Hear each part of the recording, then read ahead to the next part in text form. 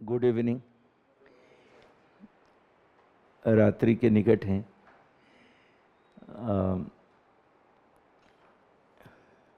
स्वागत है और निश्चित तौर पर दाद दूंगा कि आप लोग 1 बजे से बैठे हैं तो उसका कुछ लाभ मिलना चाहिए।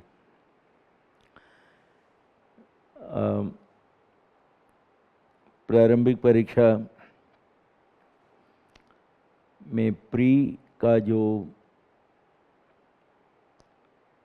प्रश्न पत्र है, प्री किसी भी विषय का, हालांकि हमारा सभी विषयों से संबंध नहीं है, लेकिन मुझे लगता है कि अवधारणात्मक प्रश्नों की संख्या बड़ी है और जितना हम जानते हैं उसके आधार पर ही उत्तर देना ज़्यादा संभव। कुछ तथ्यात्मक प्रश्न भी हैं, लेकिन उनको भी कंसेप्चुअलाइज किया गया है, उसे भी अवधारणात्मक रूप दिया गया है। और मैं पहले से भी मानता रहा हूँ, और जो बच्चे हमारे साथ जुड़े हैं प्रत्यक्ष अप्रत्यक्ष रूप से, दूर से या नज़दीक से, है ना? आप तो नज़दीक से शायद जुड़े हैं, क्या आप भी दूर से जुड़े? हाँ, कहीं हैं। तो हमने हमेशा यह कहा है कि आप लोग अवधारणाओं को समझने पर विशेष बल दीजिए और न्यायपालिका के निर्णयों को जानने पर बल दीजिए। इस बार भी जहाँ तक इसका सवाल है, इसमें सर्वोच्च न्यायालय के निर्णय से भी प्रश्न आए हैं, अधिनियमों से प्रश्न आया है, और ऐसे प्रश्न हमें मिले हैं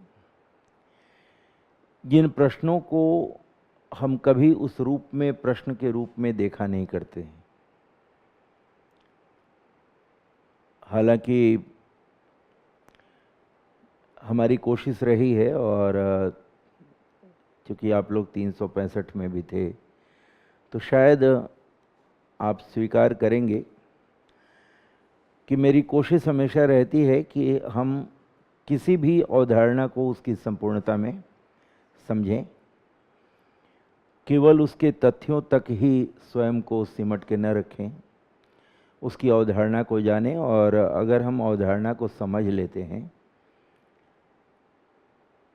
तो मैं मानता हूं कि प्रश्न चाहे किसी भी तरह का हो, उसका उत्तर अन्यों की तुलना में, अन्यों का मतलब जो नहीं करते, अन्यों की तुलना में करना आसान हो जाता है ना? और उसी की कड़ी में मैं प्रश्न लूँगा। मुझे लगता है कि भाषण ज़्यादा देने से बेहतर है कि प्रश्न का उत्तर दिया जाए और इसमें ज़्यादा समय दिया जाए तो ज़्यादा अच्छा रहेगा, क्योंकि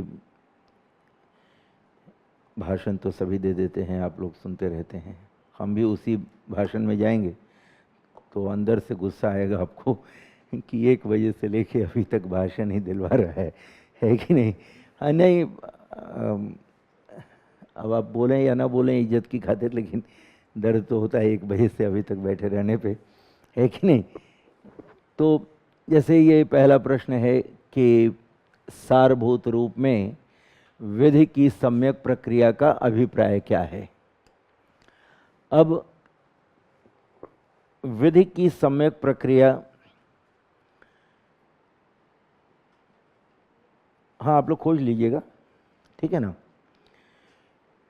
मेरे पास भी चूंकि इंग्लिश वाला है, थोड़ा कहीं कहीं पर हिंदी में दिक्कत हो जाती है तो मैं इंग्लिश वाला अपने पास रखा हूँ। विधि द्वारा सम्यक प्रक्रिया को ड्यू प्रोसेस कहते हैं, है ना। विधि द्वारा सम्यक प्रक्रिया को ड्यू प्रोसेस कहते हैं। और यह जो विधि द्वारा सम्यक प्रक्रिया है, सामान्य तौर पर हम लोग यह पढ़ते हैं कि मेनका गांधी बनाम भारत संघ के केस में 1978 में सर्वोच्च न्यायालय ने ड्यू प्रोसेस की प्रक्रिया या सम्यक प्रक्रिया, विधि की सम्यक प्रक्रिया को अपनाया। ऐसा हम लोग पढ़ते हैं, सभी पढ़ते हैं। और कुछ तथ्य यह भी पढ़ते हैं कि अमेरिकी संविधान का यह हिस्सा है। हालांकि ब्रिटेन के पुराने कानून से भी इसका संबंध है। 1500 में जो वहाँ की विधियाँ थी, उन विधियों में भी इसका संबंध है। मैग्ना कार्टा से भी इसका संबंध है। लेकिन यहाँ पर जो विकल्प दिया गया है, अगर उस विकल्प को गंभीरता से समझने का हम प्रयास करें तो दो चीज़ें हमारे सामने आती हैं। एक तो यह है कि सम्यक प्रक्रिया क्या है। विधि तो हमें मालूम है, सम्यक प्रक्रिया क्या होती है। सम्यक प्रक्रिया का मतलब कि वह प्रक्रिया जो समय के अनुसार उचित हो, वह प्रक्रिया जो समय के अनुसार उचित हो, ठीक है ना। अब प्रक्रिया जो समय के अनुसार उचित हो, इसका मतलब यह कि प्रक्रियाएं समय के अनुसार बदलती भी रहेंगी। अगर प्रक्रिया समय के अनुसार जो उचित है वह लेना है, तो वह प्रक्रिया हमेशा क्या होगी, बदलती रहेगी, है ना। तो विधि द्वारा स्थापित प्रक्रिया से तो अलग हो जाएगी। विधि द्वारा स्थापित प्रक्रिया का मतलब होता है वह प्रक्रिया जो विधि द्वारा स्थापित है, उसमें हम समय के साथ कोई भी बदलाव नहीं कर सकते, ठीक है। तो वह प्रक्रिया अपेक्षाकृत कठोर प्रक्रिया के रूप में हमारे सामने आती है। लेकिन सर्वोच्च न्यायालय ने जब सम्यक प्रक्रिया या ड्यू प्रोसेस की अवधारणा को भारत में शामिल किया, तो उसको एक ऐसे नवाचार के रूप में, एक ऐसे इनोवेशन के रूप में देखा गया जिसके माध्यम से हम अपने देश में यह स्थापित कर सकें। अब देखिएगा, मैं अभी उत्तर की ओर नहीं जा रहा हूँ। हम यह स्थापित कर सकें, यानी विधि की निष्पक्ष प्रयुक्ति, ठीक है ना। इसको अंग्रेजी में बोलते हैं फेयर एप्लीकेशन ऑफ लॉ, ठीक है, लिखा है ना बेटा, फेयर एप्लीकेशन ऑफ लॉ, यानी विधि की निष्पक्ष प्रयुक्ति। अब एप्लीकेशन से सरल हो जाता है, एप्लीकेशन का मतलब उपयोग में लाना, तो विधि की निष्पक्ष प्रयुक्ति का होना, ठीक। सामान्य रूप से जब भी हम पढ़ते हैं ड्यू प्रोसेस या विधि की सम्यक प्रक्रिया, उसका मतलब ही होता है कि निष्पक्ष तरीके से, स्वस्थ तरीके से, परिस्थितियों को ध्यान में रखकर फेयर हम काम करें, ठीक है ना, जो जस्टिफाइड हो उसके अनुसार हम काम करें, ठीक। अब यहाँ पर यह भी दिया हुआ है। इसके साथ साथ इसने क्या किया यहाँ पर कि एक और दे दिया, नैसर्गिक न्याय का सिद्धांत, ठीक है ना। विधि द्वारा स्थापित पद्धति तो ये अपने आप में गलत हो गई। विधि के समक्ष समानता तो यह अनुच्छेद 14 का है, ये अपने आप गलत हो गया, है ना। अब बची बात यह नैसर्गिक न्याय का सिद्धांत और विधि की निष्पक्ष प्रयुक्ति। इस चीज को समझने के लिए हमारे लिए आवश्यक है यह जानना, सारभूत रूप में इसका अभिप्राय क्या है। केवल इसका अभिप्राय नहीं पूछ रहा है, एसेंस पूछ रहा है। अंग्रेजी में एसेंस देखिएगा लिखा होगा, लिखा है ना, सारभूत रूप में इसका अभिप्राय क्या है। अब इस सारभूत रूप का मतलब यह है कि किस प्रकार से विधि की सम्यक प्रक्रिया को हमने एक अवधारणात्मक स्वरूप दिया है। और एक केस है चरणलाल साहू का 1990 का, उस केस में सर्वोच्च न्यायालय ने कहा कि जो सम्यक प्रक्रिया है, यानी कि विधि की सम्यक प्रक्रिया, ड्यू प्रोसेस, इसका संबंध है नैसर्गिक न्याय के सिद्धांत से। और आपने पढ़ा होगा अनुच्छेद 21 नैसर्गिक न्याय के सिद्धांत को स्वीकार करता है मेनका गांधी केस के बाद, ठीक है ना। तो 1990 में सर्वोच्च न्यायालय ने स्पष्ट किया चरणलाल साहू के केस में कि अनुच्छेद 21 के तहत जब हम ड्यू प्रोसेस या विधि की सम्यक प्रक्रिया की चर्चा करते हैं तो इसके माध्यम से हम विधि को प्रभावशाली तरीके से, निष्पक्ष तरीके से प्रयुक्त करना चाहते हैं ताकि क्या लागू हो सके, नैसर्गिक न्याय का सिद्धांत लागू हो सके, ठीक है ना। तो अगर यह पूछा जाता कि विधि की सम्यक प्रक्रिया का अभिप्राय क्या है तो उत्तर यह हो सकता था, लेकिन यह पूछ रहा है सारभूत रूप में इसका एसेंस क्या है। तो एसेंस यह कहता है कि हम जब भी ड्यू प्रोसेस की कल्पना करेंगे तो वह ड्यू प्रोसेस नैसर्गिक न्याय के सिद्धांत से स्वयं को जोड़ेगा। नैसर्गिक न्याय का सिद्धांत क्या होता है? एक ऐसा सिद्धांत जहां पर आप परिस्थितियों के आधार पर, जो वातावरणीय परिस्थितियां होती हैं, उन परिस्थितियों के आधार पर लोगों के अधिकारों और उससे संबंधित जो भी विधियां बनाई जाती हैं, जो कानून बनाए जाते हैं, जो नियंत्रण आरोपित किया जाता है, जो नियंत्रण स्थापित किया जाता है, उस नियंत्रण या उस कानून को हम देखने का प्रयास करें, ठीक है ना, जो विधि द्वारा स्थापित प्रक्रिया में नहीं होता है, ठीक है ना। तो विधि द्वारा स्थापित प्रक्रिया जो है वह नैसर्गिक न्याय के सिद्धांत को पूरी तरह से स्वीकार नहीं करती। इसलिए याद कीजिएगा, मैं यहाँ पर फायदा ले रहा हूँ थोड़ा, यह अनुच्छेद 14 में है, लेकिन अनुच्छेद 14 में विधि के समक्ष समानता के साथ साथ विधि का समान संरक्षण भी दिया हुआ है। और इसलिए आप पढ़िएगा कि संविधान के अनुच्छेद 14 में भी नैसर्गिक न्याय के सिद्धांत को स्वीकार किया गया है, क्योंकि विधि का समान संरक्षण अर्थात समान परिस्थितियों में समान व्यवहार की स्थिति को उत्पन्न करना है। तो परिस्थितियां अगर बदल जाती हैं तो व्यवहार भी क्या होगा, बदल जाएगा, है ना। तब कहा जाता है कि विधि की निष्पक्ष प्रयुक्ति करो, जैसी अगर परिस्थिति है उस परिस्थिति के अनुसार व्यवहार में परिवर्तन, प्रक्रिया में परिवर्तन होना चाहिए, ठीक है ना। और उसी को ध्यान में रखते हुए यह निर्णय लिया गया कि जो विधि की निष्पक्ष प्रयुक्ति है, भारत के सर्वोच्च न्यायालय ने 1990 में चरणलाल साहू के केस में साफ तौर पर स्पष्ट किया कि यह इसके दायरे में आता है। किसके? नैसर्गिक न्याय के सिद्धांत के दायरे में आता है। यह हम लोगों की उक्ति नहीं है, यह सर्वोच्च न्यायालय की उक्ति है। किस केस में? चरणलाल साहू के केस में 1990 में, जिसमें सर्वोच्च न्यायालय ने स्वयं कहा कि जो ड्यू प्रोसेस का सिद्धांत है वह सिद्धांत किसके दायरे में आ रहा है? नैसर्गिक न्याय के सिद्धांत के दायरे में आ रहा है। इसलिए इसका जब सारांश रूप हम लेंगे 1990 का, तो उसमें यह होगा कि जो भी प्रक्रियाएं हम अपना रहे हैं वह प्रक्रियाएं फेयर हों, ठीक है ना। और जब तक वह प्रक्रिया फेयर नहीं होगी, जब तक वह प्रक्रिया निष्पक्ष नहीं होगी, तब तक हम व्यक्ति के साथ निष्पक्ष न्याय नहीं कर सकते। जो तथ्य है वह तथ्य परिस्थितियों के आधार पर व्याख्या प्राप्त करना चाहिए, और अगर व्याख्या प्राप्त करता है तो नैसर्गिक न्याय का सिद्धांत लागू होगा। इसलिए इसका उत्तर होगा ई। क्लियर हुआ? कोई दिक्कत? चलिए,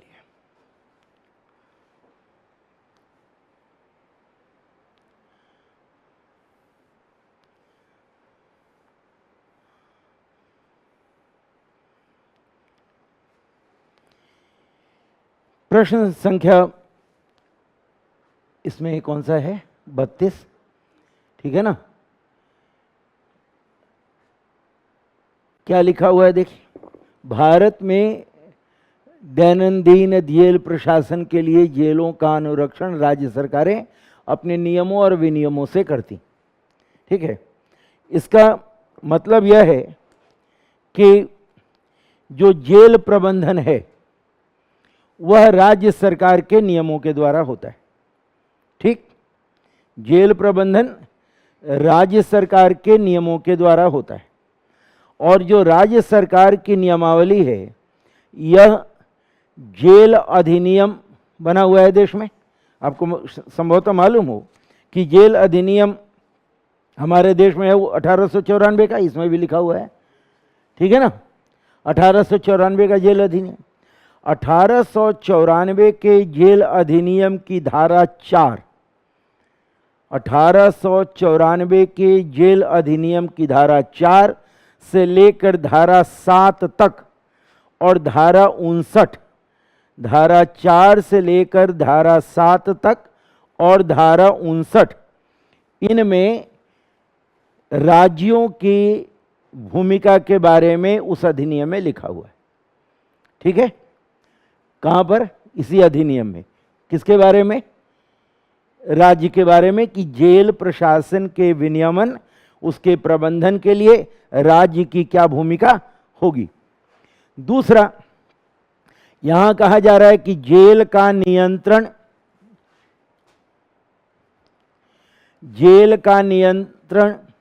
जेल अधिनियम के द्वारा किया जाता है। सही है, जिससे जेल का विषय स्पष्ट रूप से प्रांतीय सरकारों के नियंत्रण में रहा। ठीक है, अब देखिए 1894 के जेल अधिनियम धारा 4 से 7 और धारा 59, इनमें जेल प्रबंधन के बारे में लिखा हुआ है। एक स्मार्ट गेस किया जाए, 1894 में भारत में संघ सूची, राज्य सूची, समवर्ती सूची नहीं थी। ठीक है ना, 1894 तो था, लेकिन संघ सूची, राज्य सूची, समवर्ती सूची नहीं थी। जब देश या आज़ाद हुआ तब हमने संविधान के 7वीं अनुसूची में, 7 शेड्यूल में, चौथी प्रविष्टि रखी। कहां पर? राज्य सूची के तहत। राज्य सूची की चौथी प्रविष्टि में, यानी 4th एंट्री में, जेल प्रशासन लेकर आए। तो यह जो स्थिति है, यह इससे विनियमित होती हमारे संविधान के 7वीं अनुसूची के राज्य सूची के चौथी प्रविष्टि से। ठीक है ना, उससे यह विनियमित होता है। और जब चौथी प्रविष्टि से विनियमित होता है तो यह कहा जाए कि जिससे जेल का विषय स्पष्ट रूप से प्रांतीय सरकारों के नियंत्रण में रहा। यह कथन तो सही है, कथन तो सही है, लेकिन इसकी स्पष्ट व्याख्या नहीं कर रहा। अब इसका भी एक तरीका समझिए कि जब हम लोग कथन और कारण के मुद्दे को जानने का प्रयास करते हैं तो उसका एक जो सूत्र है उसको समझिए। अगर हम लोग कथन 1 से कथन 2 की ओर जाते, ठीक है ना, तो यहां पर हम क्योंकि लगा दें। समझिए, कथन 1 से कथन 2 की ओर जाए तो क्योंकि लगा दीजिए। कथन 2 से कथन 1 की ओर जाइए तो यहां पर इसलिए लगा दीजिए। ठीक है ना, अपने आप उत्तर मिलने लगेगा। कथन 1 से कथन 2 की ओर जाइए, क्योंकि लगा दीजिए। अगर क्योंकि से उत्तर मिल रहा है इसका मतलब कि पहला ऑप्शन सही होगा। ठीक है ना, अगर क्योंकि या इसलिए दोनों में से किसी से उत्तर नहीं मिल रहा है तो इसका मतलब 2 नंबर सही होगा। ठीक है ना, तो यह जो राज्य सरकार अपने विनियमों के माध्यम से करती है वो किसके कारण करती है? 7वीं अनुसूची के माध्यम से। यह पहले से ही होता रहा है, लेकिन 7वीं अनुसूची में राज्य को यह दिया गया जिम्मेदारी। ठीक है ना, तो कथन तो सही है लेकिन इसकी सही व्याख्या नहीं करता, व्याख्या नहीं करता। कथन दोनों सही है, मेरी बात क्लियर हो रही है? कथन दोनों ही सही है लेकिन व्याख्या नहीं करता। व्याख्या कब करता? व्याख्या तब करता जब लिखा जाता कि नियमों विनियमों के तहत करता है क्योंकि जेल प्रशासन भारतीय संविधान के 7वीं अनुसूची के राज्य सूची के तहत दिया गया है। ठीक है ना, तब होता। अब एक और बात आपको बता दूं कि 1894 का जो नियम है यह कौन बनाता है? यह तो ब्रिटिशर्स ने बना दिया। अब अगर मान लो बेटा कि इसको 1 मिनट के लिए हम खत्म कर दें, आपको मालूम होगा कि जेल अधिनियम 2023 भी आने वाला है। पढ़े होंगे कहीं हम लोग। अब जेल अधिनियम 2023 कौन बना रहा है? भारत सरकार। तो बेशक यह राज्य के पास है, लेकिन संघ सरकार का निर्देश होगा, संघ सरकार का मार्गदर्शन होगा, तभी राज्य की सरकारें काम करेंगी। ठीक है ना? तो दोनों कथन तो सही है, लेकिन यह कथन इस कथन का स्पष्टीकरण नहीं। दोनों कथन सही है, इसलिए मैंने सेक्शन वाइज आपको बता दिया। सेक्शन 4 से लेकर के सेक्शन और 59 नंबर, इन तीनों मतलब 4, 5, 6, 7 और 59। ठीक है ना? तो ये 5 सेक्शन आप खोजेंगे, आपको मिल जाएगा। और उस 5 में से एक और आपको बता दूं कि जो सेक्शन नंबर 59 है, उसमें तो यह लिखा हुआ है कि राज्य अगर चाहता है, राज्य अगर चाहता है, उसमें अंग्रेजी का जो शब्द लिखा हुआ है वो है मे, state may frame rules and regulation, राज्य नियम बना सकता है। ये 59 नंबर में लिखा हुआ है कि राज्य नियम बना सकता है। ठीक है ना?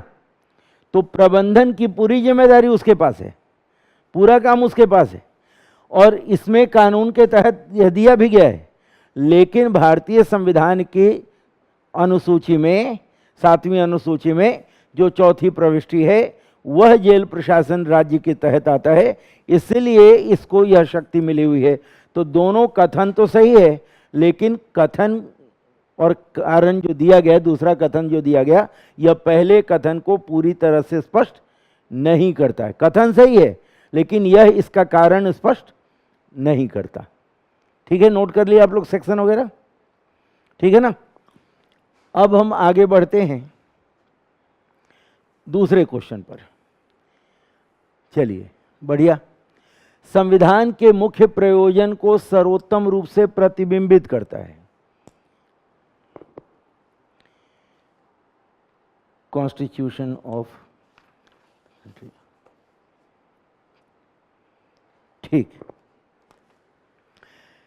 कौन सा कथन किसी देश के संविधान, ध्यान रखना है भारत का संविधान नहीं बोला जा रहा है, कह रहा किसी भी देश का संविधान मुख्य प्रयोजनों को सर्वोत्तम रूप से प्रतिबिंबित करता है। संविधान का काम क्या है? कोई भी देश संविधान क्यों लिखता है, चाहे वो लिखित हो या अलिखित हो?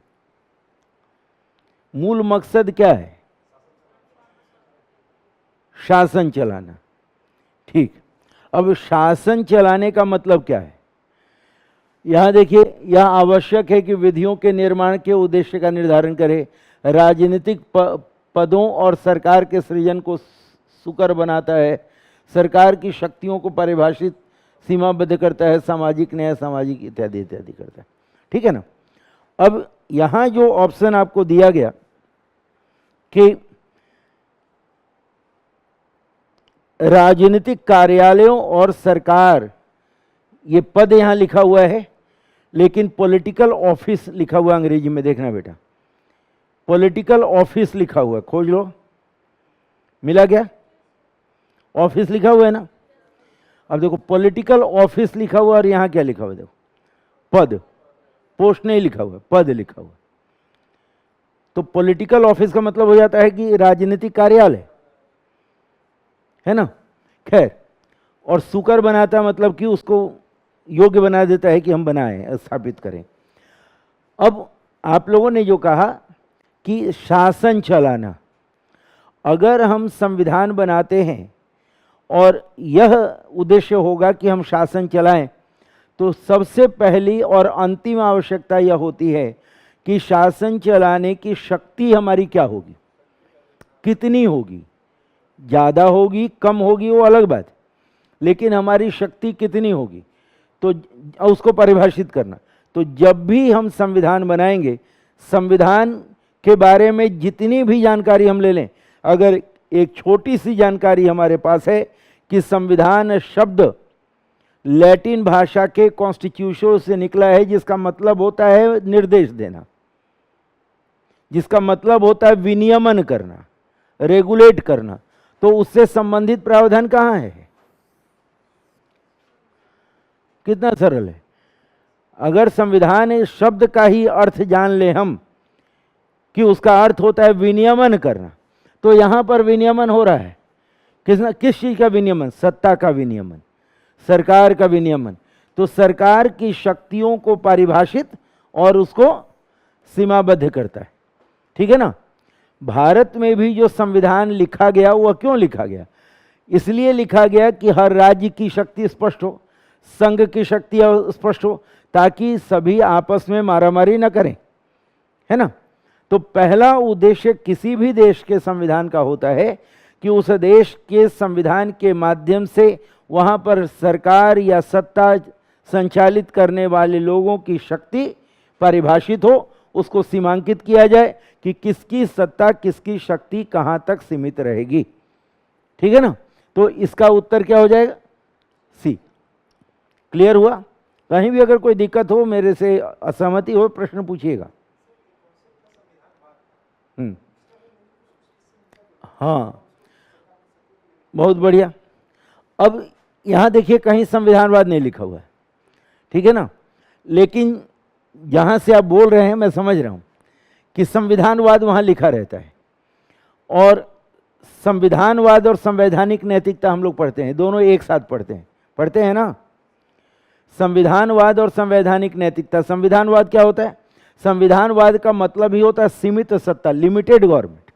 हाँ, लिमिटेड गवर्नमेंट। और जहां पर, हाँ बेटा, लिमिटेड गवर्नमेंट, तो जहां पर संविधानवाद होगा, संविधानवाद हमेशा सीमित सत्ता का समर्थन और निरंकुशता का विरोध करेगा। इसलिए कहा जाता है कि किसी देश में संविधान हो तो वहां संविधानवाद हो कोई जरूरी नहीं है, और किसी देश में अगर संविधान न हो तब भी संविधानवाद हो सकता है, ठीक है ना। जैसे ब्रिटेन में कोई लिखित संविधान नहीं है, लेकिन तब भी वहां पर सत्ता सीमित है, नियंत्रित है, कुछ भी नहीं कर सकती है, ठीक है ना।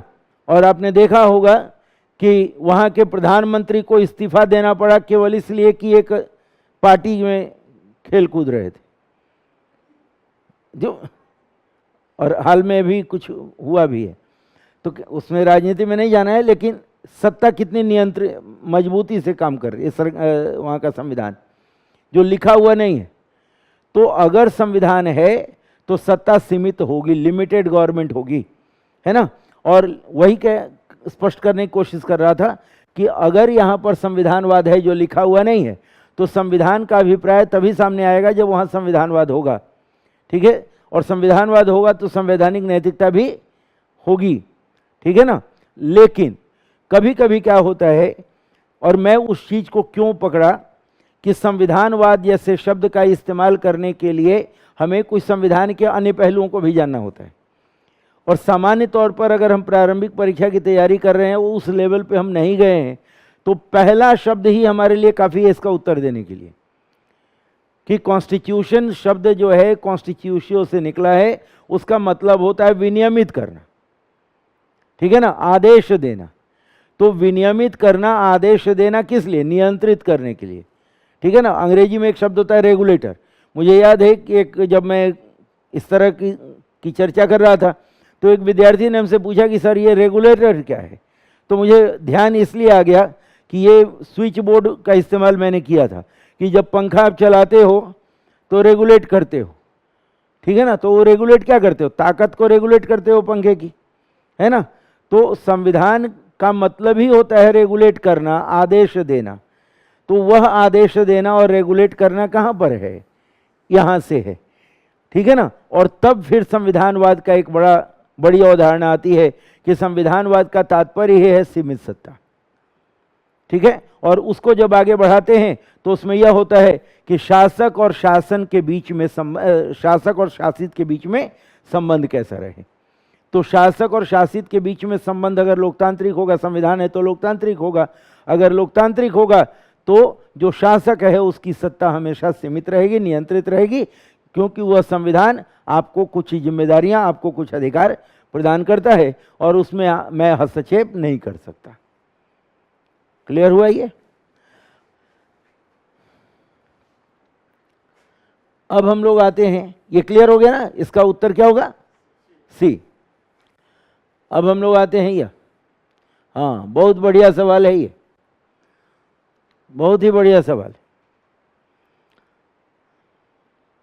और मुझे लगता है बहुत सारे लोग गलती किए होंगे। हाँ कौन? नहीं हमको नहीं पता अभी है ना ठीक है। अब यहां पर समझिए, मैंने जब कहा कि ये बहुत अच्छा प्रश्न है तो निश्चित तौर पे सरल नहीं है। ये देखिए क्या लिखा हुआ, किस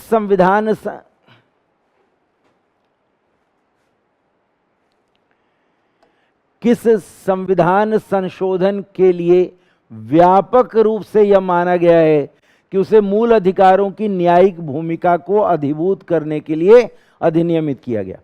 ठीक है ना।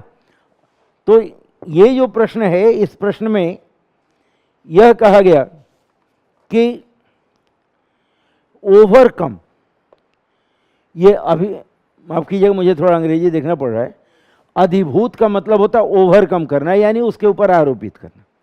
ठीक है, ओवरकम लिखा हुआ होगा ना आप लोगों के पास। ओवरकम करने के लिए अब 42वें से ही शुरू करते, क्योंकि सी कहा बच्चे ने 44वां है, हाँ सी 44वां है और बी 42वां। ठीक है, तो 42वां से शुरू करते हैं, सी पर आते हैं 44वें पे। 42वें में क्या किया गया? 42वें में संविधान लिखा गया, कहा जाता है कि हाँ लिखा गया, और उसमें स्वतंत्रता, उसमें समाजवाद, धर्मनिरपेक्षता, ये सब शब्द डाल दिया गया है ना। और भी कुछ ऐसे संशोधन किए गए जिससे कि राष्ट्रपति की शक्ति कम हो जाए, जो प्रधानमंत्री या संसद चाहे वो कर ले, आपातकालीन प्रावधान के संदर्भ में बात कर रहा हूं मैं। 44वें संविधान संशोधन में 31 को हटा दिया गया है ना, और इसको कहां ले गए? यही तो किया गया था, यही है ना क्या बेटा? अब देखो क्या लिखा गया, न्यायिक व्याख्या को अधिभूत करने के लिए अधिनियम बनाया गया, ओवरकम करने के लिए।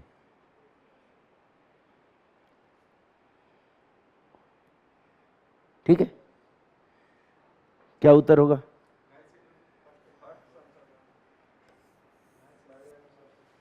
अब क्यों होगा?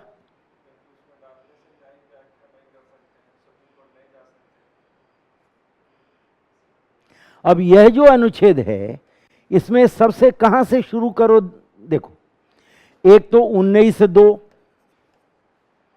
सबसे बड़ा मुद्दा, जिससे 21 भी जोड़ दिया गया, और 19 और 21 जुड़ा तो 14 अपने आप जुड़ गया। 19, 14, 21 जुड़ गया तो जितने भी प्रावधान है सब जुड़ गए, क्योंकि आपने पढ़ा होगा एक गोल्डन ट्रायंगल होता है 14, 19 और 21 का। और 19 में 19(2) लाया गया। 19(2) क्या है आप सभी जानते होंगे, युक्ति युक्त निर्बंधन। उसके बाद जैसे बच्चे ने एकदम सही कहा 31 और 31C, और 9वीं अनुसूची भी ला दिया गया।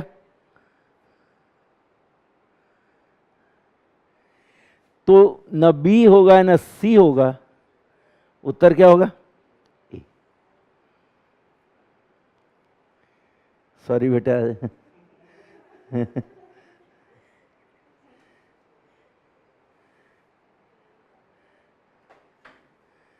ठीक है ना। इसीलिए अब देखिए, अगर हम लोग तोड़ तोड़ के पढ़े ना, हालांकि मैं समझता हूँ एग्जाम में यहाँ जो भाषण मैं दे रहा हूँ वो तनावग्रस्त होकर नहीं दे रहा हूँ, लेकिन बच्चे वहाँ तनाव में रहते हैं, मैं मानता हूँ और उसका सम्मान करता हूँ, लेकिन हमें करना तो पड़ेगा, है ना।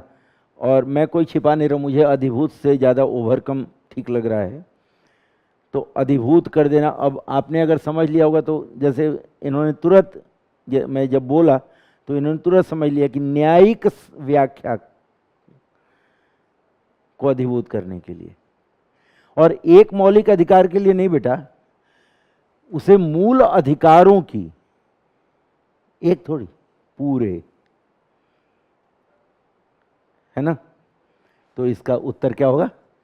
एक। क्लियर हुआ? कोई डाउट? अब आते हैं अगले पर। ये तो बहुत सरल है। ये क्या है?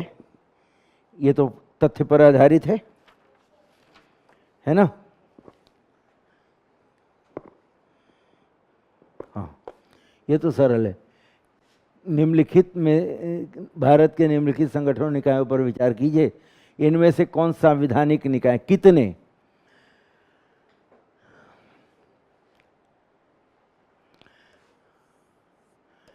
(338) बी,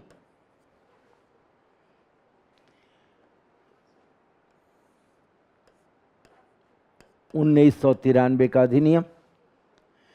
ये तो कार्यपालिका, अभी हाल ही में एक निर्णय आया है। कौन सा? हाँ नहीं, वो तो ठीक है। अभी अभी विधि आयोग चर्चा में है। 4 दिन 4 दिन नहीं, करीब 6-7 दिन हो गए। चलिए मैं बता देता हूँ। अभी अभी विधि आयोग ने एक निर्णय दिया है, जिस निर्णय में बताया गया कि धारा 124A का रहना अति आवश्यक है, यानी सेडिशन का। ये सब बेटा एकदम ध्यान में रखा करो, ठीक है ना? तो ये तो कार्यपालिका का हो गया, और ये खुद ही एक अधिनियम से बना है, तो एक ही है, यानी केवल एक। ये तो सरल है, आप लोग सभी सही किए होंगे।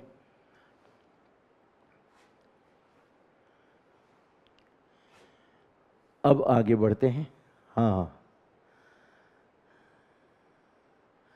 बहुत बढ़िया। ये जो प्रश्न है राष्ट्रपति का निर्वाचन, क्या लिखता है जरा देखा जाए। यदि भारत के राष्ट्रपति का निर्वाचन भारत के उच्चतम न्यायालय द्वारा शून्य घोषित कर दिया जाए, तो ऐसे विनिश्चय की तिथि से पूर्व राष्ट्रपति के कर्तव्यों के निष्पादन में राष्ट्रपति के द्वारा किए गए सभी कृत्य अविधिमान्य नहीं होते हैं। ठीक, तो पहला गलत। दूसरा, भारत के राष्ट्रपति पद के लिए निर्वाचन इस आधार पर मुलतवी किया जा सकता है, मैंने कैंसिल, मुलतवी किया जा सकता है कि कुछ विधानसभाएं विघटित हो गई हैं और इसका निर्वाचन होना भी शेष नहीं। ये भी खत्म। कोई विधेयक भारत के राष्ट्रपति को प्रस्तुत किए जाने पर संविधान द्वारा विहित की गई समय सीमा के अंदर राष्ट्रपति को अपनी अनुमति देनी पड़ती है। अनुच्छेद 111 के तहत कोई भी ऐसा प्रावधान नहीं है। हमेशा ध्यान रखना बेटा, अनुच्छेद 111, इसी के तहत वीटो पावर वगैरह सब मिलता है, ठीक है ना? तो कोई समय सीमा भारत में नहीं है। विशेषाधिकार वीटो संयुक्त राज्य अमेरिका में है, यहाँ पर 10 दिनों की समय सीमा होती है।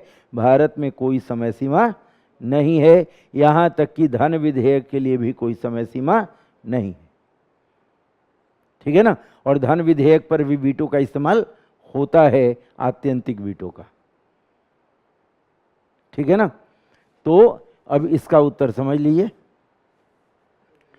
कि क्या होगा। हाँ, ठीक है ना? तो इसका उत्तर है डी, इनमें से कोई नहीं। अब इसके बाद अगला लेते हैं। भारतीय संसद में वित्त विधेयक और धन विधेयक। हाँ, भारतीय संसद में वित्त विधेयक और धन विधेयक, ठीक है।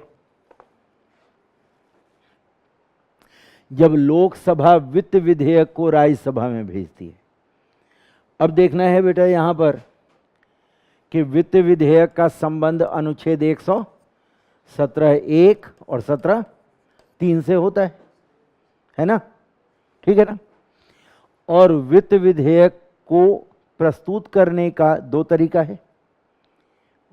धन विधेयक वाला वित्त विधेयक छोड़कर प्रस्तुत करने का 2 तरीका है, लेकिन दोनों तरीके को में प्रस्तुतिकरण का अंतर तो है, लेकिन जब विधेयक पेश हो जाता है तो उसको सामान्य विधेयक की तरह ही लोकसभा और राज्यसभा में पास किया जाता है।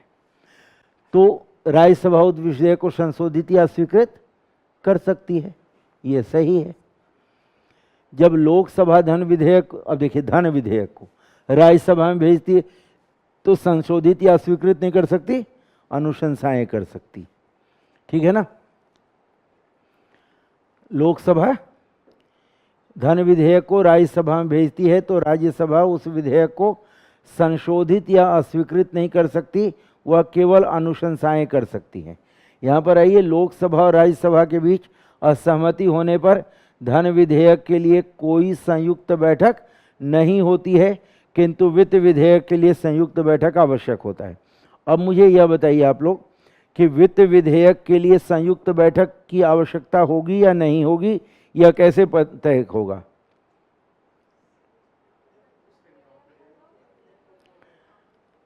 चूंकि वित्त विधेयक को पास करने का जो तरीका होता है वह तरीका क्या है? वित्त विधेयक को पास करने का तरीका साधारण विधेयक की तरह होता है। ठीक है ना। तो यहाँ पर कहा गया कि संयुक्त बैठक आवश्यक होती है। लोकसभा और राज्यसभा के बीच असहमति होने पर धन विधेयक के लिए संयुक्त बैठक नहीं होती, किंतु वित्त विधेयक के लिए बैठक आवश्यक होती। ठीक है ना। अब इसमें इसको हटाना पड़ेगा। अब देखिए क्या लिखा हुआ है। केवल कितने सही हैं? केवल एक, केवल दो, केवल सभी तीन सही हैं। अब मुझे बताइए क्या होगा, जरा सोच के बताइए।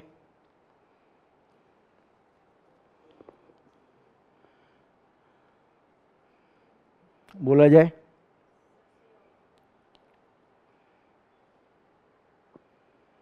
सोचिए।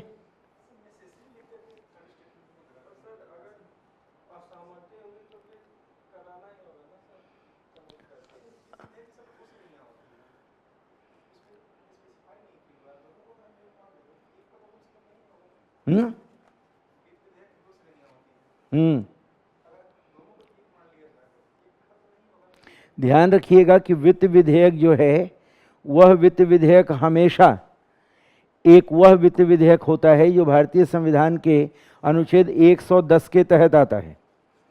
एक वह वित्त विधेयक होता है जो भारतीय संविधान के अनुच्छेद 117 के तहत आता है। ठीक है ना। तो जो वित्त विधेयक अनुच्छेद 117 के तहत आता है, जो वित्त विधेयक अनुच्छेद 117 के तहत आता है वह सामान्य वित्त विधेयक होता है, दो श्रेणियों में बटा हुआ रहता है। ठीक है ना। और उन दो श्रेणियों में जब वह विधेयक बटा हुआ रहता है तो वह विधेयक क्या होगा? वह विधेयक पेश तो किया जाएगा, वह विधेयक पेश तो किया जाएगा विशेष पद्धति से, लेकिन राज्यसभा उसको क्या कर सकती है? संशोधित या स्वीकृत भी कर सकती है। जब लोकसभा धन विधेयक को राज्यसभा में भेजती है तो राज्यसभा उस विधेयक को संशोधित या अस्वीकृत नहीं कर सकती, केवल अनुशंसा कर सकती है। अब यह समझना है आपको कि क्या वह अनुशंसा कर सकती है। बताइए। अनुच्छेद 110 के तहत धन विधेयक को राज्यसभा में भेजा जाएगा तो क्या वह संशोधन होगा? संशोधित नहीं होगा, परंतु अनुशंसा कर सकती है। ठीक है ना। क्लियर है ये? तो इसको जरा देख के बताइए।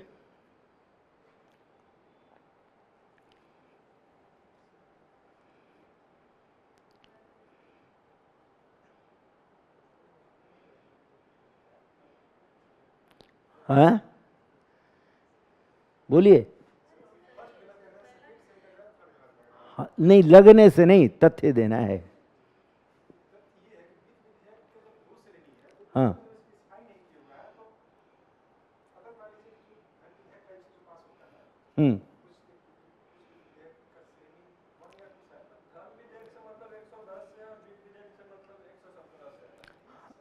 ध्यान रखिएगा कि जब भी हम बजट पेश करते हैं उस बजट में वित्त विधेयक भी होता है और मांग अनुदान भी होता है।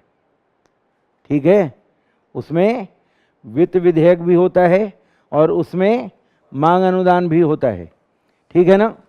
तो जो बजट हम पेश करते हैं, लिखा हुआ है Lok Sabha transmit money bill to Rajya Sabha, it can not amend और reject but it can only make recommendations.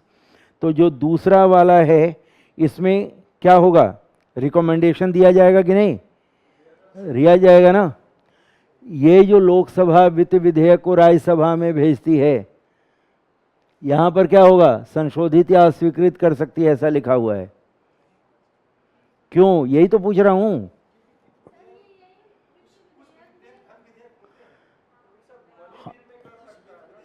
यही समझना है, यही समझना है कि यहां पर कहां पर पॉइंट लाना है, लोकसभा और राज्यसभा का, यहां से समझिए, समझ गए। विधेयक कहां जा रहा है, लोकसभा वित्त विधेयक को राज्यसभा में भेजती है, तो ऐसी स्थिति में वह नहीं कर सकता है, समझ गए। 75 दिन का मौका रहता है इनके पास, ठीक है। 75 दिन में इनको क्या करना पड़ेगा, हाँ हाँ, ठीक है ना। तो ये वाला क्या हो गया, गलत हो गया। क्यों गलत हो गया यह जानना था, समझ गए, इसलिए मैं वेट कर रहा था। गलत क्यों हुआ यह जानिए, उत्तर ले लेना दे लेना तो मिला हुआ है मार्केट में, है ना। गलत क्यों हुआ इसके चलते। दूसरा क्या है, सही है। और तीसरा, लोकसभा और राज्यसभा के बीच असहमति होने पर धन विधेयक के लिए कोई संयुक्त बैठक नहीं होता, लेकिन वित्त विधेयक के लिए होता है। यहां क्या लिखा, हाँ ठीक है ना। अब यहां पर यह लिखा हुआ है कि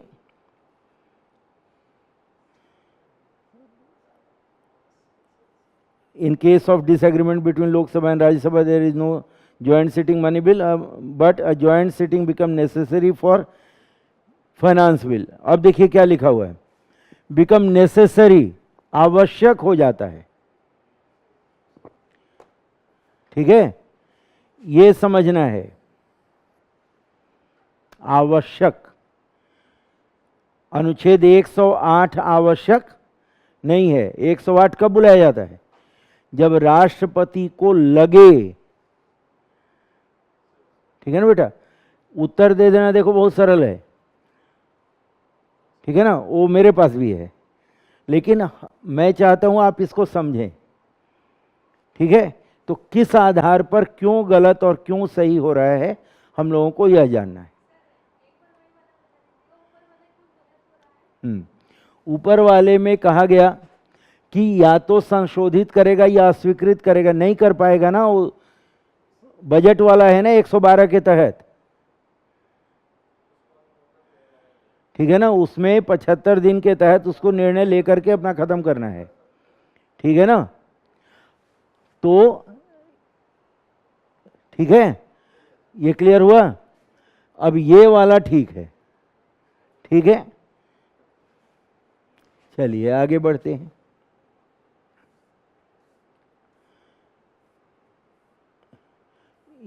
ये तो सरल है।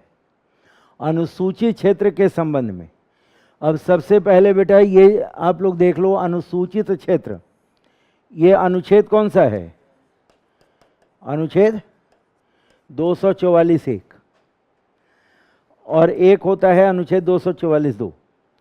ये अनुसूचित क्षेत्र होता है, ये जनजातीय क्षेत्र होता है, ठीक है ना। एक होगा अनुसूचित क्षेत्र और दूसरा होगा जनजातीय क्षेत्र, ठीक है। हाँ, शेड्यूल एरिया, ये जो है 5वीं अनुसूची में आता है और ये किस में आएगा, 6वीं अनुसूची में आएगा, ठीक है ना। हाँ, तो ये 5वीं का है, इसलिए मैंने दोनों लिखा, ये 5वीं का है और ये 6वीं का है। 6वीं में कुछ है राज्य विशेष के लिए व्यवस्था है, हाँ ठीक है, और वहाँ पर जिला परिषदें बनती हैं, ट्राइबल डिस्ट्रिक्ट काउंसिल बनता है। अब ये क्या लिखा हुआ है कि राष्ट्रपति के आदेश से के माध्यम से होता है, ये तो सही है, अनुसूची क्षेत्र के रूप में बनने वाली प्रशासनिक इकाई जिला होती है और सबसे छोटी इकाई ब्लॉक होती है। संबंधित राज्य के मुख्यमंत्रियों से अपेक्षित है कि वे राज्यों के अनुसूची क्षेत्र के प्रशासन के लिए केंद्रीय गृह मंत्रालय को वार्षिक प्रतिवेदन दें। Union minister on the administration of schedule area. अच्छा, तो अब इसका उत्तर क्या होगा यह समझना है हम लोगों को। बहुत सरल है इसका उत्तर। इसमें क्या बोला गया, एक तो ये सही हो गया हमारा और दूसरा यह सही हो गया, तो ये कहाँ मिल रहा है, बी में। ठीक है ना, तो केवल दो, कितने कथन सही हैं, तो केवल दो। ये कथन क्यों गलत है, ये राज्यपाल होना चाहिए, मुख्यमंत्री नहीं होना चाहिए। राज्यपाल के द्वारा होता है, मुख्यमंत्री के द्वारा नहीं होता। ये दोनों तथ्यात्मक रूप से सही हैं। ठीक है ना, कोई कंफ्यूजन इसमें।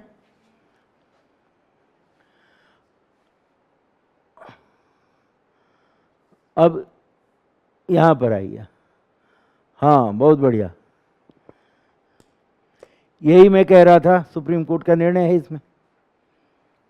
क्या लिखा हुआ है, भारत के उच्चतम न्यायालय ने अपने कतिपय निर्णयों में, यानी कि बहुत सारे निर्णय, यह विचारण किया है कि भारत के संविधान के अनुच्छेद 16(4) के अधीन बनाई गई आरक्षण नीतियां प्रशासन की दक्षता को बनाए रखने के लिए। अब एक तो बेटा ये जान लो कि प्रशासन की दक्षता इसी में है, 335 में। ठीक है ना, तो प्रशासन की दक्षता 335 में है। और कोर्ट का निर्णय कब आया, कुछ याद है, मालूम है आप लोगों को?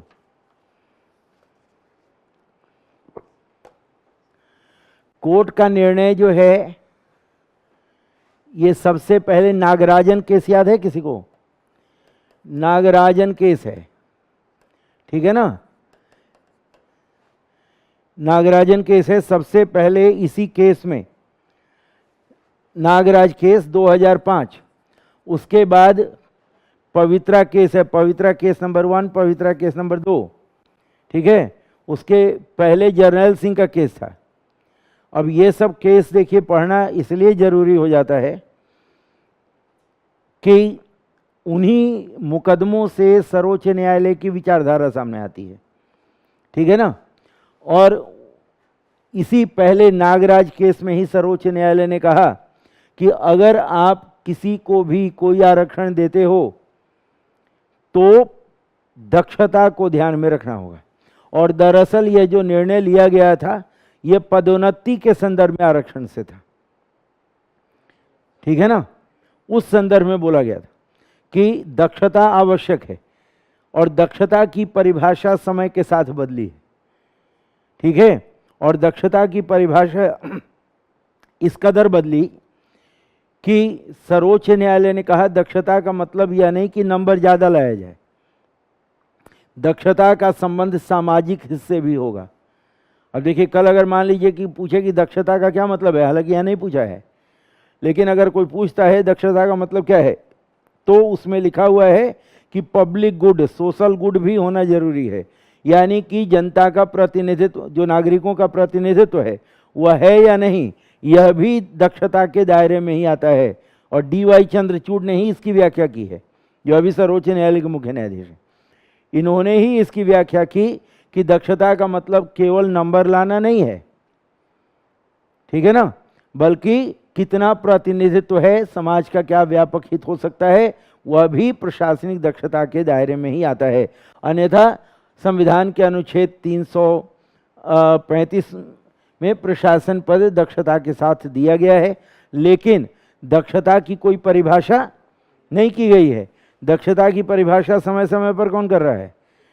सुप्रीम कोर्ट कर रहा है। और आपको याद दिला दूं बेटा, घर में जाके देखिएगा भी कि नागराज केस 2005 में तो कुछ और व्याख्या दी गई, और उसके बाद पवित्रा केस नंबर 1, पवित्रा केस नंबर 2 इसमें व्याख्याएं बदलती रही हैं। ठीक है ना, केस का नाम नोट कर लिए, आपको मिल जाएगा, पवित्रा केस 1, पवित्रा केस 2। ठीक है ना, तो कहीं पर भी दक्षता की कोई परिभाषा नहीं की गई है। दक्षता की परिभाषा हमेशा कौन कर रहा है? सर्वोच्च न्यायालय कर रहा है, और समय के साथ सर्वोच्च न्यायालय ने उसकी परिभाषा बदली है, यह आपको बता दे रहा हूं, और बदली है तो यह कथन तो गलत हो गया ना, ये पद की परिभाषा वाला, तो ये कथन हो गया गलत, तो इसका उत्तर होगा सी। ठीक है। अच्छा, संभवतः आप लोगों के समय में जब से आप परीक्षा दे रहे हैं, शायद आप लोगों को पहली बार ये कथन कारण का प्रश्न मिला है ना, मैं समझ रहा हूँ, पहले बहुत आते थे। तो एक चीज हमेशा याद रखिए कि पहला होता है दोनों सही है, और दूसरा पहले का कारण भी है। दूसरा होता है दोनों सही है लेकिन कारण नहीं है। तीसरा है पहला सही है दूसरा गलत है, और चौथा है दूसरा सही है पहला गलत है। तो बार बार पढ़ने की जरूरत नहीं पड़ेगी। ठीक है ना, यही एक ऐसा क्वेश्चन होता है जिसमें कि ऑप्शन पढ़ने की जरूरत नहीं है, मिल जाएगा। और प्रश्न कठिन कब हो जाता है? जब दोनों सही हों। हाँ ठीक है ना, इसलिए मैंने आपको कहा कि आप सीधे क्या कर दें, क्योंकि और इसलिए लगा दीजिए, तो उससे आपको उत्तर मिलने लगे, आसानी हो जाएगी उसमें। ठीक है। अब अगला प्रश्न लेते हैं। हाँ, होम गार्ड के संबंध में निम्नलिखित कथनों में से, होम गार्ड कौन है? होम गार्ड के बारे में कोई जानते हैं? होम गार्ड के बारे में सबसे पहले तो यह जान लीजिए कि ये वॉलंटरी ऑर्गेनाइजेशन है, यानी कि स्वैच्छिक संगठन है। ठीक है ना, यह स्वैच्छिक संगठन है, और 1946 से इसके इतिहास शुरू होता है।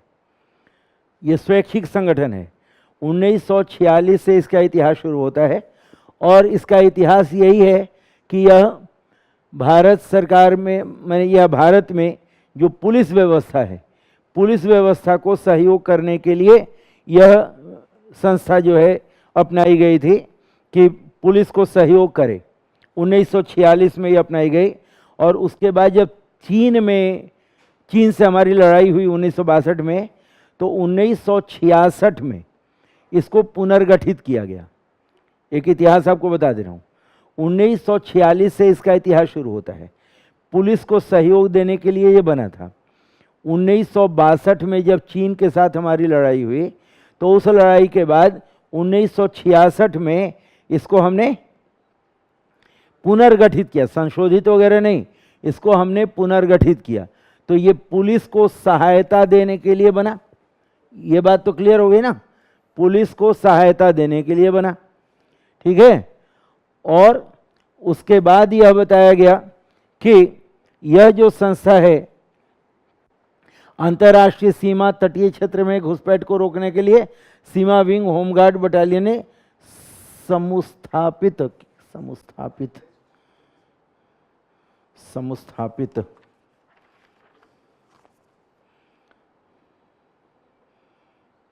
अच्छा, हैव बीन रेज्ड, बनाई गई, समुस्थापित की गई।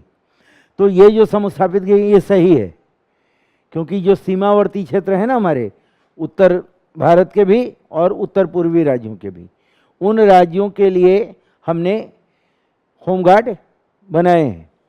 ठीक है ना, ये जो बनाया गया है, जैसे हमने बनाया है पंजाब के लिए, राजस्थान के लिए, गुजरात के लिए, मेघालय, त्रिपुरा, पश्चिम बंगाल, इन राज्यों के लिए हमने होमगार्ड बनाया है। तो ये वाला भी सही है और ये भी सही है, लेकिन होमगार्ड को होमगार्ड अधिनियम और केंद्र सरकार के नियमों के अधीन रेज किया गया था। नहीं, ये वॉलंटरी ऑर्गेनाइजेशन 1946 में बना था, उस समय हमारा देश आज़ाद भी नहीं हुआ था, और 1966 में पुनर्गठित हुआ है। ठीक है ना, पुनर्गठित हुआ है। और चूंकि पुलिस के साथ है, एक और चीज़ स्पष्ट कर दूं, चूंकि पुलिस के साथ है तो होमगार्ड का जो प्रमुख होता है आईपीएस अधिकारी होता है। ठीक है ना, डीजी होता है। तो पुलिस के साथ जुड़ा हुआ पुलिस की सहायक संस्था है, इसलिए डीजी के साथ रहती है ये। ठीक है, तो सीमावर्ती क्षेत्रों में भी है और पुलिस की सहायता के लिए। तो 2 और 3 सही हो गया, यानी कि इसका उत्तर होगा बी। हम लोग हमेशा कोशिश करें कारण को जानने की कि क्यों कौन सा उत्तर सही हो रहा है ना, क्योंकि परीक्षा के बाद उत्तर लोग दे देते हैं, मिल जाता है, लेकिन उत्तर वो है क्यों, वह भी हमें जानना चाहिए कि क्या कारण है, क्यों ऐसा उत्तर हो रहा है। ठीक है, और इसको ऐसे जब प्रश्न होना, ऐसे प्रश्न को जानने के लिए मेरी जो एक व्यक्तिगत राय होती है कि जैसे प्रिजन एक्ट है, यानी कि जो जेल प्रशासन का, या फिर होमगार्ड का है, तो ये जेल प्रशासन और होमगार्ड के लिए मेरा हमेशा एक सुझाव रहेगा कि जब भी इस तरह के मुद्दे सामने आते हों भारत में, इसीलिए बोल रहा हूं ना, जब भी कुछ मुद्दे आते हों इस तरह के, तो उन मुद्दों का केस जरूर मालूम कर लेना चाहिए, उन मुद्दों का एक्ट हमें बेसिक तौर पर जान लेना चाहिए। ठीक है। हालांकि देखिए 2023 का जो पुलिस सुधार है वह एक उम्मीद थी कि उससे प्रश्न होगा, लेकिन बुनियादी सवाल पूछा गया है जो 1894 का है। ठीक है ना। तो वह इसलिए पूछा गया कि पुलिस अधिनियम से संबंधित जो राज्य सरकार की जिम्मेदारियां हैं वह पुलिस तंत्र कहाँ से जुड़ा हुआ है, राज्य सेवा से, तो जेल प्रशासन भी कहाँ से जुड़ा होगा, राज्य से। पब्लिक ऑर्डर राज्य का है, पुलिस राज्य की है, जेल प्रशासन भी राज्य का होगा, यह हमारी जानकारी में होना चाहिए था। ठीक है ना। तो यह नहीं हो सकता, कब है याद कीजिए, फिर से बोलो, 1946 का है, बात खत्म हो गई। 66 में पुनर्गठित हुआ और इससे संबंधित हमने व्यवस्था बनाई है अपने देश में, पंजाब में, राजस्थान में, उत्तर पूर्वी राज्यों में, पश्चिम बंगाल में। ठीक है ना। तो इसका उत्तर होगा बी। अब आते हैं आगे। हाँ, ये तो तथ्य है और इसमें बोला गया है कि unauthorised wearing of police and military uniform, official secret act. ठीक है ना। तो ये जो शासकीय अधिनियम है 1923 का, इसमें ये लिखा हुआ है, आप ऐसा कुछ भी वर्दी वगैरह नहीं कर सकते हैं। ठीक है ना। और उसके बाद 2 नंबर में जो है, किसी पुलिस अधिकारी या सैन्य अधिकारी के ड्यूटी में तैनात होने के दौरान जानबूझकर उन्हें गुमराह करना, अन्यथा उनके साथ हस्तक्षेप करना, भारतीय साक्ष्य अधिनियम। साक्ष्य अधिनियम कुछ और है, ये कुछ और है। ठीक है ना। बंदूक तोप के अनुष्ठान परक, हिंदी में है celebrity gun fire which can endanger the person safety. हाँ, वो शादी ब्याह में जो बंदूक वगैरह का इस्तेमाल करते हैं, आप किए हैं कभी? तो ये जो बंदूक तोप से अनुष्ठान परक गोली या गोला दागना जिससे अन्य लोगों की व्यक्तिगत सुरक्षा के लिए जोखिम हो, ये आयुध संशोधन, यानी अंग्रेजी में क्या है, हाँ, आर्म्स अमेंडमेंट एक्ट 2019। ठीक है ना। आयुष संशोधन अधिनियम के तहत आता है कि नहीं, यह हमें बताना है। तो इसमें यह आता है और कौन सा आ रहा है, तीसरा वाला आता है, दूसरा वाला नहीं आता है। तो इसको हम हटा देंगे और पहला और तीसरा। ठीक है ना। अब साक्ष्य अधिनियम क्यों दिया गया, एक मन में प्रश्न उठता है कि इतना अधिनियम कहाँ से पढ़ेंगे और कैसे पढ़ेंगे। हाँ, नहीं, मन में आता है कि इतना अधिनियम, आप यहाँ भाषण दे दो, प्रश्न पूछ दे, लेकिन एक अधिनियम तो देश में है नहीं, इतने अधिनियम हैं। लेकिन देखो कितना बढ़िया सवाल है और क्यों है। ये अधिनियम है, जब आप आरटीआई पढ़ोगे तो इसके बगैर पढ़ नहीं सकते। ठीक है ना। आरटीआई पढ़ने के समय अगर गोपनीयता अधिनियम नहीं पढ़ते हो तो आरटीआई पढ़ना ही नहीं होगा फिर। ठीक है ना। और जब भारत में न्यायपालिका पढ़ते हो तो सीआरपीसी, आईपीसी और एविडेंस एक्ट और सीपीसी, यानी कि civil procedure code, criminal procedure code, IPC और एविडेंस एक्ट, ये चारों पढ़ना पड़ता है। ठीक है ना। ये पढ़ना पड़ता है और कहाँ कहाँ पढ़ना पड़ता है ये भी बता रहा हूँ। एक तो यह पढ़ना पड़ता है संविधान के अनुच्छेद 22 में। ठीक है ना। गिरफ्तारी कैसे होगी, कैसे नहीं होगी, क्या दंड मिलेगा, क्या दंड नहीं मिलेगा। एक पढ़ना पड़ता है अनुच्छेद 39A में, ठीक है ना, जहां के आधार पर लोक अदालत इत्यादि सब बने हुए हैं, जहां पर आपको पढ़ने को मिलता होगा संज्ञेय अपराध क्या है, गैर संज्ञेय अपराध क्या है, इन अपराधों के लिए दंड कितना मिलता है, कितना नहीं मिलता है, ठीक है ना। जब आप पढ़ेंगे संविधान के अनुच्छेद 19 और वहां पर सेडिशन एक्ट मिलेगा 124A, वहां पर आपको हेट स्पीच, घृणास्पद वक्तव्य मिलेगा जो आईपीसी की धाराओं में लिखा हुआ है, तब उसको पढ़ना पड़ेगा, ठीक है ना। जब अनुच्छेद 20 पढ़ेंगे तो साक्ष्य अधिनियम आपको पढ़ना पड़ेगा कि खुद के खिलाफ साक्ष्य दे सकते हैं कि नहीं, ठीक है ना। तो ये जो अधिनियम बेटा दिए गए हैं इस आधार पर दिए गए, और यह जो अधिनियम है ये आप करंट समझ सकते हैं, आयुध अधिनियम, ठीक है ना। तो इससे तो आप कम से कम गेस कर सकते थे कि ये इसके अंदर में आता है या नहीं आता है। तो ये जो अधिनियम है, गोपनीयता अधिनियम, आईपीसी, सीआरपीसी, सीपीसी, ये मेरा हमेशा सुझाव रहेगा कि जब भी आप अनुच्छेद पढ़ते हो उस समय इन चीज़ों को जरूर ध्यान में रखिएगा, ठीक है ना। तो आयुध संशोधन अधिनियम यानी कि आर्म्स अमेंडमेंट एक्ट, उसमें ये बातें हैं। तो 1 नंबर और 3 नंबर सही है, इसका मतलब 2 सही है, ठीक है बेटा। अब अगला लेते हैं,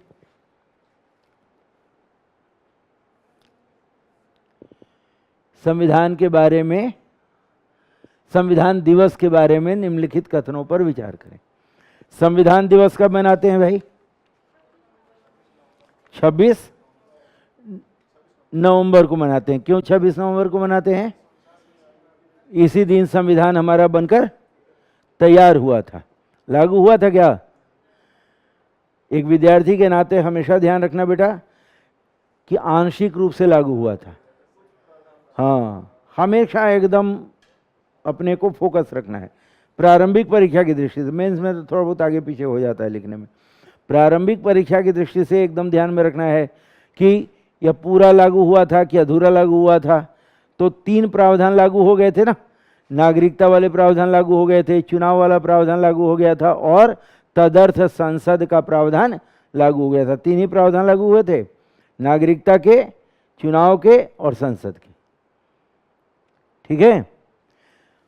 तो यह पूछा जा रहा है कि कथन क्या है? संवैधानिक मूल्यों को संवर्धित करने के लिए, हाँ, संवैधानिक मूल्यों को, संविधान दिवस इसीलिए हम लोग मनाते हैं कि देश के संविधान के बारे में लोगों को जानकारी मिले, ठीक है ना। अभी कल ही परसों कहीं क्लास ले रहा था तो उसमें हमने कहा कि ये जो अलग अलग आजकल हो रहा है ना एनसीईआरटी में, पीरियोडिक टेबल हटा दो, आप लोग को मालूम होगा, साइंस पढ़े हैं आप लोग, अब अच्छा किए पढ़ लिए, नहीं तो पीरियोडिक टेबल खत्म, ठीक है। डार्विन का सिद्धांत पहले ही खत्म था, ठीक है। इतिहास पढ़ लिए अब, नहीं तो है ना। तो खैर, तो यहां पर देखिए संवैधानिक मूल्यों को संवर्धित करने के लिए मनाया जाता है। ये तो एकदम 100% सही है। 26 नवंबर 1949 को भारत की संविधान सभा ने भारत के संविधान का प्रारूप तैयार करने के लिए डॉक्टर BR अम्बेडकर की अध्यक्षता में प्रारूपण समिति बनाई, ठीक है। एक खैर कथन तो गलत है, लेकिन प्रारूप समिति बनी कब थी? प्रारूप समिति बनी थी 1947 में, सबसे अंत में यही बना था, ठीक है ना। तो ध्यान रखिएगा कि प्रारूप समिति बाद में बनी थी 47 में, सारी अन्य समितियां पहले बन गई थी, ये समिति, हाँ, ठीक है ना। तो ये ध्यान में रखिएगा। तो ये कथन तो गलत हो गया। अब ये कथन गलत हो गया तो कौन सा उत्तर होगा? सी, ठीक है ना। A, B पूरा ये चारों याद रखिए, यही इसका उत्तर होगा सी। कथन एक सही है किंतु दूसरा कथन गलत है।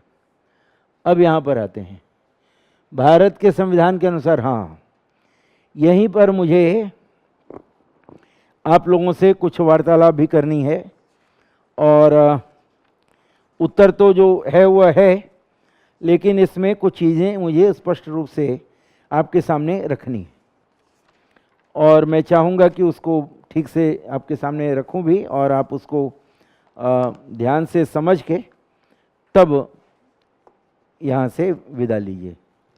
वह यह है कि भारत के संविधान के अनुसार केंद्र सरकार का एक दायित्व होता है कि वह राज्यों को आंतरिक विक्षोभ से, इंटरनल डिस्टर्बेंस है, अशांति होना चाहिए, विक्षोभ नहीं होता। विक्षोभ तो समुद्री तटों पर होता है, नहीं होता है ना?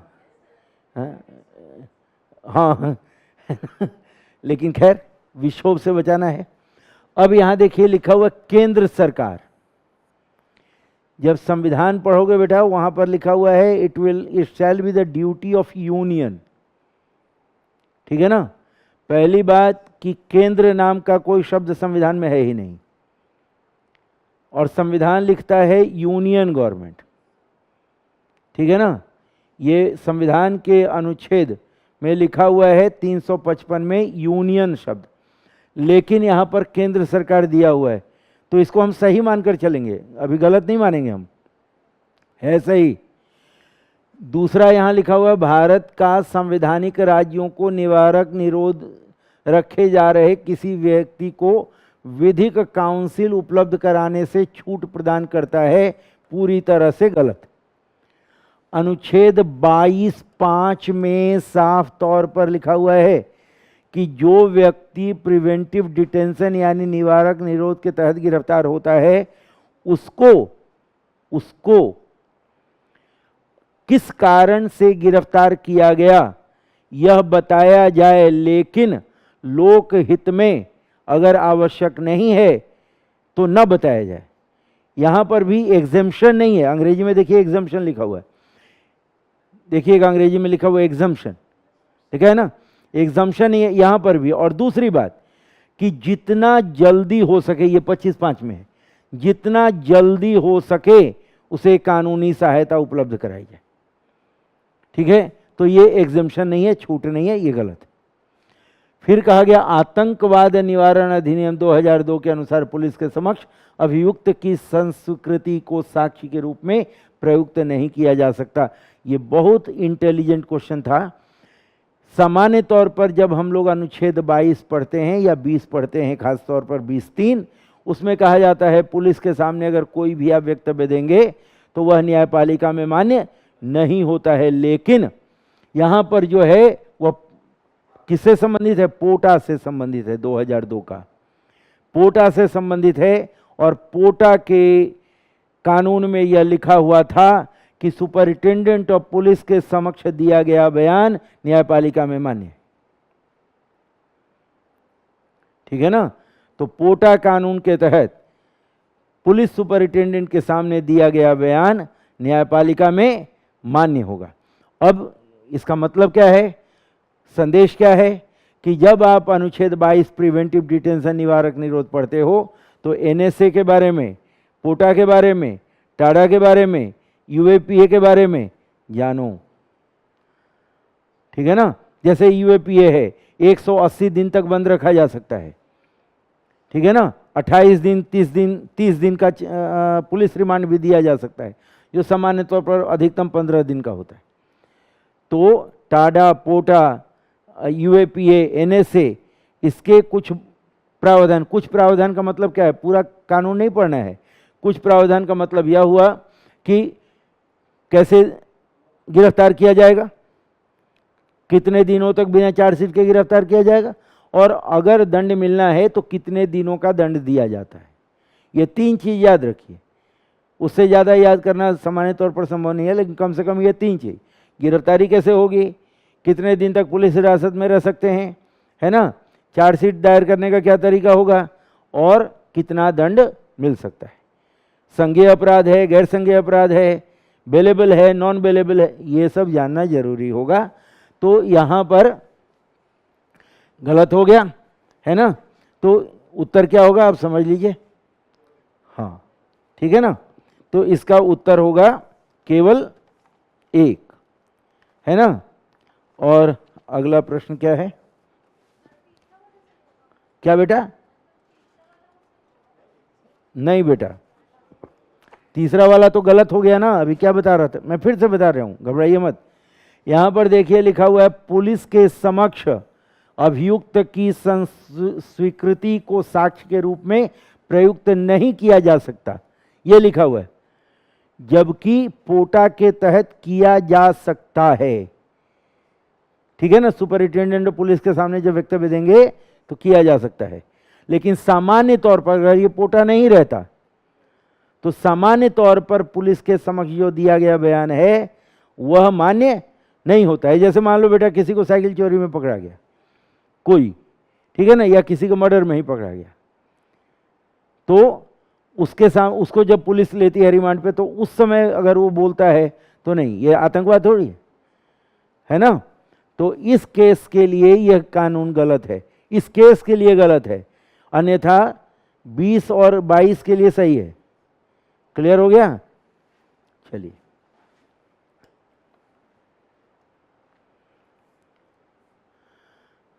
भारत के राष्ट्रपति के निर्वाचन के बारे में निम्नलिखित कथनों पर विचार कीजिए। ठीक, पहला कथन क्या है?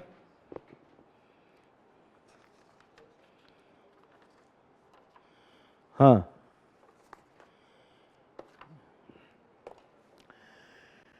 संसद के दोनों में से किसी भी सदन या राज्यों की विधानसभाओं में नाम निर्दिष्ट किए गए सदस्य निर्वाचक मंडल में शामिल किए जाने चाहिए, किए जाने के लिए अर्हता प्राप्त हैं, यही लिखा हुआ है।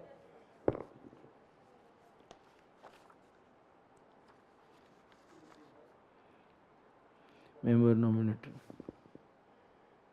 हाँ, नाम निर्दिष्ट, नॉमिनेटेड मेंबर। हाँ, तो अब पहली बात तो ये हो गई कि नॉमिनेटेड मेंबर इसमें पार्टिसिपेट नहीं करते हैं, तो ये तो गलत हो गया ना। इस नाम को ले लीजिए, नाम निर्दिष्ट, नॉमिनेटेड हो गए, ये इसमें भाग नहीं लेते। निर्वाच्य विधानसभा सीटें जितनी अधिक होती हैं उस राज्य के प्रत्येक एमएलए के वोट का मान भी उतना ही अधिक होता है, ये भी गलत है। अब उसका कारण भी बताऊंगा क्यों होता है। मध्य प्रदेश के प्रत्येक एमएलए के वोट का मान केरल के प्रत्येक एमएलए के वोट के मान से अधिक है, कथन गलत है। अब यहीं से ये उत्तर भी मिल गया, समझ गए ना। और दूसरा क्या है, पुडुचेरी के प्रत्येक एमएलए के वोट का मान अरुणाचल प्रदेश के प्रत्येक एमएलए के वोट के मान से अधिक है, क्योंकि अरुणाचल प्रदेश की तुलना में पुडुचेरी में कुल जनसंख्या का निर्वाच्य सीटों की कुल संख्या से अनुपात अधिक है। अब बताइए, यह जो इस प्रश्न में देखिए कि नोट करना चाहे तो नोट भी कर लीजिएगा आप लोग। मध्य प्रदेश में 131 सीट है, ठीक है ना। केरल में 131 इनका वोट मूल्य है, और केरल में जो वोट मूल्य है वह है 152 का, ठीक है ना। केरल में वोट मूल्य है 152 का। पुडुचेरी में 16 सीट है, 16 मूल्य है, जबकि अरुणाचल प्रदेश में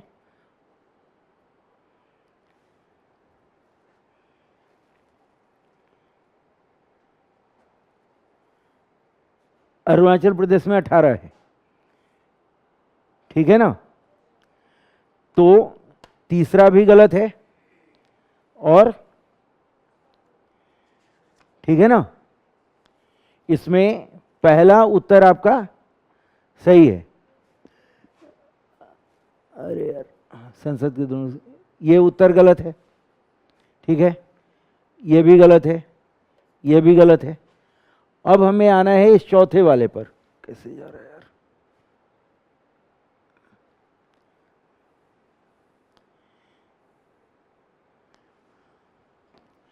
चौथे वाले पर आइए।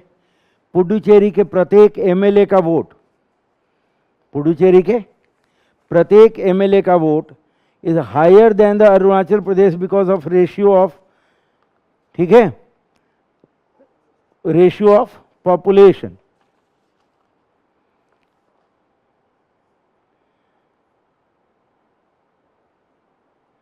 Ratio of population. तो पुडुचेरी के प्रत्येक एमएलए के वोट का मान अरुणाचल प्रदेश के प्रत्येक एमएलए के वोट के मान से अधिक है, क्योंकि अरुणाचल प्रदेश की तुलना में पुडुचेरी में कुल जनसंख्या का निर्वाचन सीटों की तुलना की संख्या में की कुल संख्या से अनुपात अधिक है। अब दिक्कत क्या होती है यहाँ पर कि पुडुचेरी में सीटों की संख्या कितनी है? 30, ठीक है ना, और अरुणाचल प्रदेश में सीटों की संख्या है 60। पुडुचेरी में सीटों की संख्या है 30, अरुणाचल प्रदेश में सीटों की संख्या है 60। तो उसके कारण यह संख्या क्या हो गई? पुडुचेरी के प्रत्येक एमएलए का वोट मान से अधिक हो गया। क्यों अधिक हो गया? हाँ, सीट कम है, ठीक है ना। तो अगर सीट कम हो जाएगी, जनसंख्या ज्यादा हो जाएगी, तो क्या हो जाएगा? अनुपात में अधिक हो जाएगा। अब सवाल यह उठता है कि ऐसा क्यों हुआ? अभी एक प्रश्न का उत्तर लेना है कि अगर कहीं किसी राज्य की जनसंख्या कम है तो सीट ज्यादा कैसे है ना? जैसे मध्य प्रदेश में अभी हम लोगों ने क्या पढ़ा, वहां कम है। मध्य प्रदेश में 131 हो रहा है, जबकि केरल में कितना हो रहा है? 152 हो रहा है। तो 131 और 152 क्यों हो रहा है? हमें यह जानने की आवश्यकता है कि 131 और 152 होने का कारण क्या है, किन परिस्थितियों में इस तरह की घटनाएं होती हैं। इसका सीधा उत्तर बेटा इस रूप में निकालिएगा कि 1971 की जनसंख्या के आधार पर राष्ट्रपति का चुनाव होता है, ध्यान रखिएगा, जबकि सीटों की संख्या अब के आधार पर है, ठीक है ना।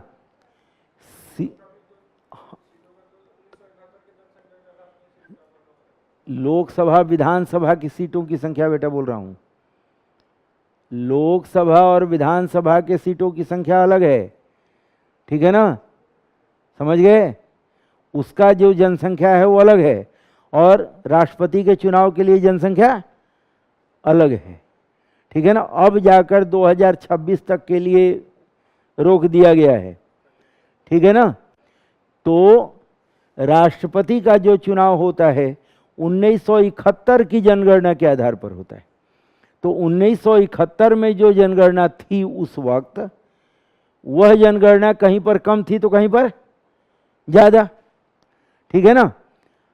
उदाहरण आपको एक और दे रहा हूं, तमिलनाडु में सीटों की संख्या कम हो गई, बिहार में सीटों की संख्या बढ़ गई, क्योंकि 1960 के बाद देखोगे बिहार की जनसंख्या में वृद्धि हुई है, तमिलनाडु की जनसंख्या में कमी आ गई है, जिसके परिणाम स्वरूप मद्रास उच्च न्यायालय ने 5600 करोड़ रुपए का नुकसान बताया तमिलनाडु को और भारत सरकार से दिलवाया, क्योंकि उसके चलते क्या होता है, वित्त आयोग की सिफारिशों पर प्रभाव पड़ता है, ठीक है ना, लोकसभा राज्यसभा में असर पड़ता है। तो 1971 की जनगणना के आधार पर यहां पर निर्वाचन होते हैं, ठीक है। और पुडुचेरी को तो बाद में शामिल किया गया ना राष्ट्रपति के निर्वाचन में, मालूम है ना, पुडुचेरी और दिल्ली को बाद में शामिल किया गया है। तो इनकी जो जनसंख्या उस वक्त रहती थी उसके आधार पर अगर देखोगे तो आज 30 ही है, आज 30 सीट है इनके पास और अरुणाचल प्रदेश के पास 60 सीट है, ठीक है। तो अरुणाचल प्रदेश का जो अनुपात होगा इसके अनुपात से क्या हो जाएगा, अरुणाचल प्रदेश की तुलना में पुडुचेरी की कुल जनसंख्या के निर्वाचित सीटों का अनुपात अधिक हो गया। अनुपात अधिक हो गया, ध्यान में रखिएगा, किसका? जब डिवाइड करेंगे हम लोग तब वह अनुपात हमारा बढ़ जाएगा, ठीक है ना। और अनुपात किस रूप में बदलेगा कि उस समय 4 करोड़ 4,71,707। फिर से बोलूं?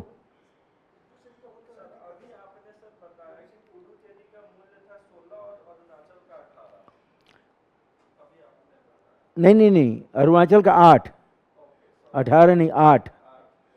हाँ 18 बोल दिया था क्या?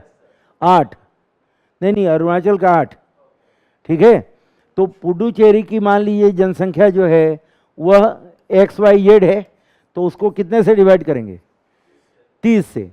और अगर अरुणाचल प्रदेश की ABC है तो उसकी 60 से करेंगे।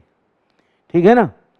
तो इस आधार पर पुडुचेरी और इसका निकलेगा। ठीक है, तो यहां का उत्तर क्या हो गया? कितने सही हैं इसमें? केवल एक सही है, तो उत्तर क्या हो जाएगा? ए। ठीक है ना? अब अच्छा, तो क्लियर हुआ? तनाव तो नहीं हुआ ज़्यादा? ठीक है। हाँ, तो हमारी कोशिश यही थी और है कि हम लोग उस चीज़ को सरलता से समझें इस रूप में कि कोई भी उत्तर क्यों आ रहा है। ठीक है ना? ये क्या होता है कि एक्सप्लेनेशन दे दिए जाते, एक्सप्लेनेशन देने के बाद हम उस एक्सप्लेनेशन को उस रूप में समझें, यह भी हमारी ज़रूरत है। अगर हम उस रूप में उसे नहीं समझते हैं कि ऐसा क्यों हुआ, जैसे मैंने आपसे कहा कि संविधान है, अब संविधान शब्द का अर्थ ही ये होता है, या ड्यू प्रोसेस है, विधि की सम्यक प्रक्रिया का यह मतलब होता है। और इस केस में यह बताया गया, स्पष्ट किया गया 1990 में। कौन सा केस था? चरणलाल। ठीक है ना? या फिर होमगार्ड वाला है, 1946 में शुरू हुआ। ठीक है ना? तो यह जो, हाँ बेटा बोलो, तो यह चीज हमें बुनियादी तौर पर जाननी होती है। या जो प्रिजन एक्ट है, अब चौथी प्रविष्टि संविधान बनने के बाद आ रही है, उसमें वह दिया गया है, इसके लिए राज्य के हाथ में चला गया। 1894 में तो केवल काम दिया गया है। ठीक है ना? और उसमें भी आपको 4 धाराएं जो बताई, 59वीं धारा में कौन सा शब्द इस्तेमाल किया होगा? में। ठीक है ना?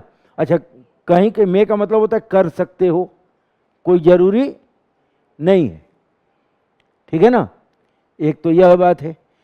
दूसरी चीज अभी आपने यहां पर देखा कि कभी कभी हिंदी के शब्द जो है ना, वह अंग्रेजी के शब्दों से मेल नहीं खाते। जैसे पॉलिटिकल ऑफिस लिखा हुआ है और यहां पर क्या लिखा हुआ है? पद। अब पद तो सामान्य तौर पर पोस्ट को कहते हैं ना हम लोग,